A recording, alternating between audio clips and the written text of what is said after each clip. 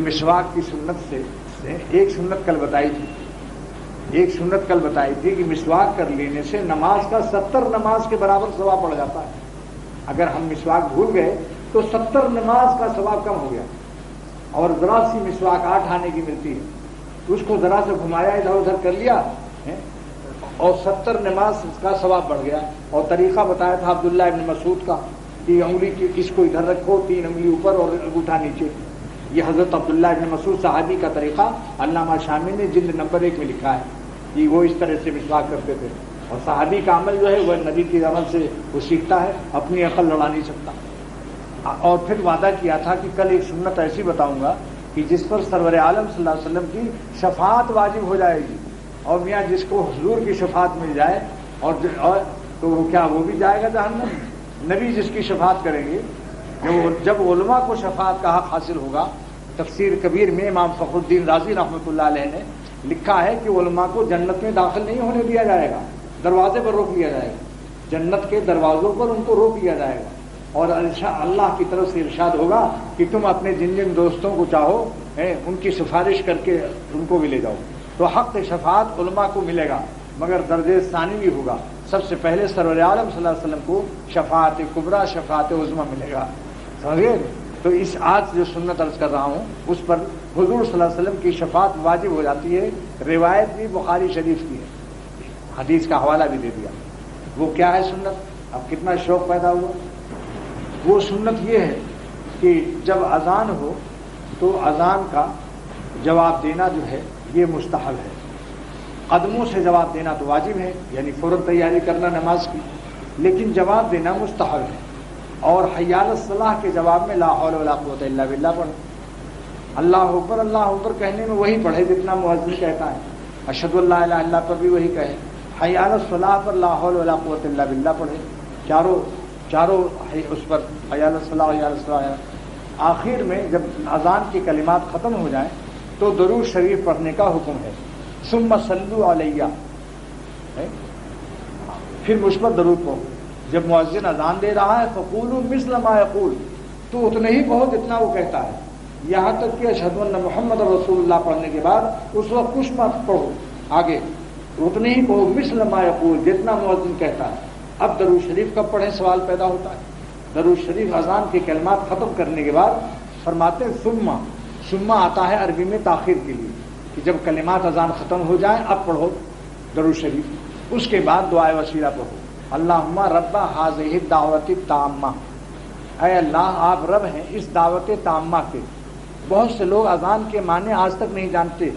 اذان کے بعد کی دعا یہ جو ہے بہت سے لوگ اس کا ترجمہ نہیں جانتے، لیکن اگر ترجمہ جان جائے تو مزہ آ جائے. مگر سیکھنے کے لیے بھی عشق ہونا چاہیے.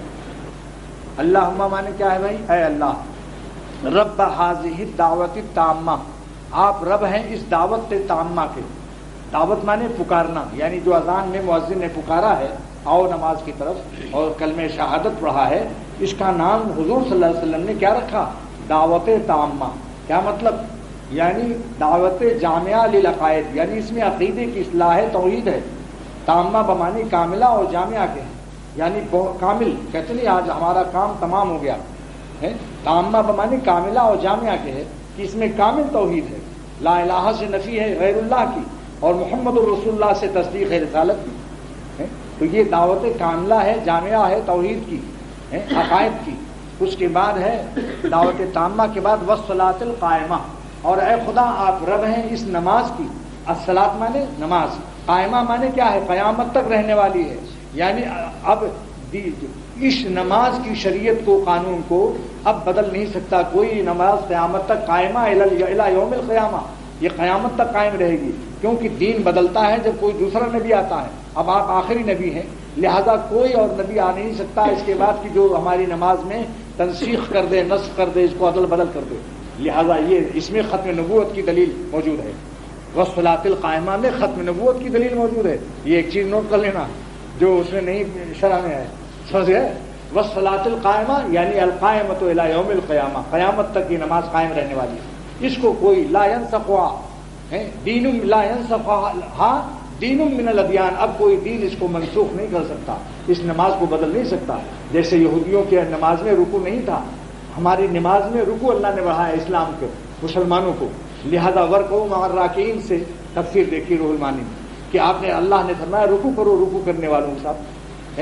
تو نماز پڑھو نماز پڑھنے والوں کے ساتھ، مگر نماز کو رکوع سے تعبیر کیا کیونکہ یہودیوں میں رکوع نہیں تھا. لہذا مسلمانوں کے رکوع کو اللہ نے شرف امتیاز و عزت کے لیے الگ بیان کیا، رکوع سے نماز کو تعبیر کر دیا کہ اے ایمان والوں رکوع کرو رکوع کرنے والوں کے ساتھ، یعنی نماز ہی کا نام رکوع رکھ دیا کیونکہ کوئی نبی آنے والا نہیں ہے. والصلاۃ القائمہ، اس لیے سرور عالم صلی اللہ علیہ وسلم نے ہماری نماز کا نام کیا رکھا؟ ہمیشہ رہنے والی. قائمہ بمانی دائمہ ہے، قیامت تک قائم رہنے والی. اب کوئی نبی نہیں آئے گا، ختم نبوت کی دلیل اس کے اندر موجود ہے اس حدیث کے اندر. کیونکہ قانون شریعت جب بدلتے ہیں جب نبی بدل جائے، سمجھ رہے نا، اور جب تو معلوم ہوا کوئی اور نبی نہیں آئے گا. یہ ایک اللہ، سمجھ رہے ہو، ھذا من فضل ربی، یہ فضل رب ہے. ھذا من فضل ربی یہ ہے، یہ نہیں کہ رشوت کے پیسے سے بلڈنگ بنائی اور لکھ دیا ھذا من فضل ربی. یہ حرام مال سے مکان بنا کر اس کا نام فضل ربی رکھا ہوا ہے. لا حول ولا قوت الا باللہ. سمجھ گئے بھائی؟ ہاں. تو والصلاۃ القائمہ ہو گیا. آگے دیکھیے آت محمد الوسیلہ، اور ہمارے حضور صلی اللہ علیہ وسلم کو وسیلہ عطا فرمائیے. وسیلہ کے کیا معنی ہیں؟ بعض لوگ وابتغوا الیہ الوسیلہ سے تلاش کرو وسیلہ کو، پیر و مرشد تلاش کرنے کا اس سے اشارہ نکالتے ہیں. حالانکہ علامہ آلوسی فرماتے ہیں ھذا بعید عن الحق بمراحل، یعنی اس کو حق سے کوئی نسبت نہیں ہے. کیوں علماء فرماتے ہیں جو شخص اس آیت سے مرشد کو ثابت کرتا ہے گمراہ و جاہل ہے، دوسری حدیثوں سے ثابت ہو جائے گا اللہ والوں سے تعلق. مگر وسیلہ کے معنی اعمال صالحہ ہیں. یہاں تمام حدیثوں کی شرح دیکھ لو، وابتغوا الیہ الوسیلہ یعنی اللہ کی طرف اعمال صالحہ سے قرب حاصل کرو. اس جو رسول اللہ صلی اللہ علیہ وسلم نے تفسیر بیان کی اس کے بندے کو حق نہیں کہ اس سے پہلے وسیلہ تلاش کرو. میاں بغیر وسیلہ کے کمشنر سے نہیں مل سکتے. ہاں بزرگوں سے دعا کرانے میں مذائقہ نہیں. تو آت محمد الوسیلہ کے معنی کیا ہے؟ المرتبۃ العالیہ فی الجنہ. وسیلہ کے کیا معنی ہیں؟ اے میرے اللہ میرے نبی کو عطا فرمائیے کیا؟ المرتبۃ العالیہ فی الجنہ، مرتبہ عالیہ جنت میں نصیب فرمائیے. تو وسیلہ کے معنی یہ ہو گیا. دعوت تامہ سے کیا مراد ہوا؟ دعوت جامعہ. علامہ خلیل احمد سہارنپوری، حضرت مولانا خلیل احمد سہارنپوری رحمۃ اللہ علیہ، جو مولانا الیاس صاحب رحمۃ اللہ علیہ بانی تبلیغی جماعت کے پیر تھے، انہوں نے ابو داؤد کی شرح میں لکھا ہے بذل المجہود میں کہ دعوت تامہ جو اذان کی بات کی دعا میں ہے، اس سے مراد دعوت جامعہ ہے، یعنی ایسی جامع ہے عقائد کو جامع ہے. تامہ اے جامع للعقائد. اور والصلاۃ القائمہ یعنی الی یوم القیامہ، یہ نماز قائم رہے گی. لا ینسخھا دین من الادیان، اس کو کوئی دین نہیں بدلے گا کیونکہ اب نبی بدلنے والا نہیں. دین جب بدلتا ہے جب نبی بدلتا ہے، اور آپ ختم نبوت کی اس کے اندر دلیل ہے والصلاۃ القائمہ. اس کے بعد آت محمد الوسیلہ، وسیلہ سے مراد لکھا ہے مولانا خلیل احمد سہارنپوری رحمۃ اللہ علیہ نے بذل المجہود میں ابو داؤد کی شرح میں المرتبۃ العالیہ فی الجنہ، یعنی اللہ میرے نبی کو عالی مرتبہ جنت میں عطا فرما ہے کہ التی مخصوص لہو، جو مرتبہ عالیہ خاص ہو حضور کے لیے اور کسی کو نہ ملے. وہ یہ دعا حضور صلی اللہ علیہ وسلم سکھا رہے ہیں.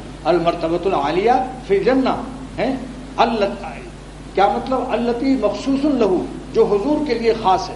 اس کے بعد والفضیلہ، یعنی فضیلہ سے کیا مراد ہے؟ وسیلہ کا ترجمہ سمجھ لیا آپ نے، جنت میں اعلیٰ مقام. اور فضیلہ کے کیا معنی ہیں؟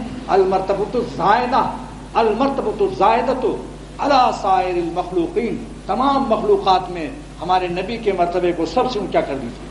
یہ ہے فضیلت کا ترجمہ. کہتے ہیں بھائی فضیلت لے گیا، کہتے فلاں آدمی فلاں سے فضیلت لے گیا. تو فضیلت کے معنی کیا ہے؟ المرتبۃ الزائدۃ علی سائر المخلوقین، یعنی جتنے مخلوقین ہیں وہ سب پر گیا اللہ کے ہمارے نبی کو اللہ سب پر فضیلت سب سے آگے بڑھا دیجیے ہمارے حضور صلی اللہ علیہ وسلم کے مرتبے کو. المرتبۃ الزائدۃ علی سائر المخلوقات. وبعثہ مقاما محمودا. وبعث یہاں بعثت کے معنی ترجمہ نہیں صحیح ہوگا. جملہ محدثین نے لکھا اوصل ہو، یعنی ہمارے نبی کو مقام محمود تک پہنچا دیجیے. اوصل ہو الی مقام محمود. اور مقام محمود کیا ہے بھائی؟ مقام شفاعت کبریٰ اور شفاعت عظمیٰ، جس کا اللہ تعالیٰ نے وعدہ فرمایا ان یبعث کا رب کا مقام محمودہ. قرآن میں ہے اللہ تعالیٰ فرماتے ہیں ان قریب اے نبی آپ کو اللہ تعالیٰ مقام محمود نصیب فرمائے گا. تو مقام محمود سے جو دعا کی کرنے کی تعلیم دی گئی دعا وسیلہ میں کیا مطلب ہوا کہ مقام شفاعت عظما، یعنی ہمارے نبی کو اے اللہ شفاعت عظما نصیب فرمائیے، جس کا آپ نے وعدہ فرمایا. آت محمد الوسیلہ والفضیلہ وبعثہ مقام محمودہ. اللہم رب هذه الدعوة التامة والصلاة القائمة آت محمد الوسیلہ والفضیلہ وبعثہ مقام محمودہ الذی وعدتہ، اس کا جس کا آپ نے وعدہ فرمایا. انک لا تخلف المیعاد، امام بہقی نے اتنا اور زیادہ کیا کہ آپ وعدہ کے خلاف نہیں کرتے. تو وعدہ کیا. اب محدثین لکھتے ہیں جب اللہ تعالیٰ نے خود وعدہ کر لیا سا یبعثک کا رب کا مقام محمودہ، تو پھر حضور نے اپنی امت کو کیوں سکھایا کہ میرے لیے اس مقام کو مانگو؟ اللہ کا وعدہ کیا ہوا جس چیز کا خدا وعدہ کر لے. پھر محدثین نے جو یہ لکھا کہ سرور عالم صلی اللہ علیہ وسلم نے یہ سکھایا، تو پھر یہ کیوں فرمایا؟ اس میں کئی راز ہیں. نمبر ایک کہ اللہ تعالیٰ سے مانگنے کا مناجات کا مزہ الگ ہے، اور اس کے اندر حضور صلی اللہ تعالیٰ علیہ وسلم کی اس دعا کی برکت سے امت شفاعت عظما کی مستحق ہو جائے گی. کیونکہ آگے فرما رہے ہیں جو ان کلمات کو پڑھے گا، سرور عالم فرماتے صلی اللہ علیہ وسلم حلت بہی شفاعتی، میری شفاعت اس کو واجب ہو جائے گی.